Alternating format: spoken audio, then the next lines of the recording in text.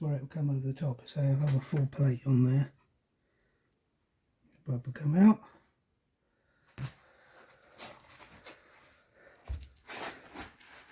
And that's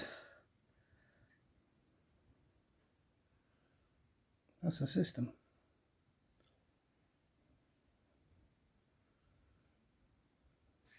So that's that bit solved very easily. Not much work at all.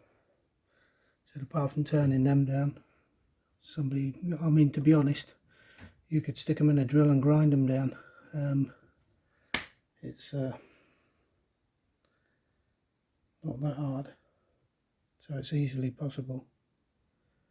But that Lee retains all the standard equipment for the 1100, just with a different displacer unit, air instead of liquid. But that I am very pleased with.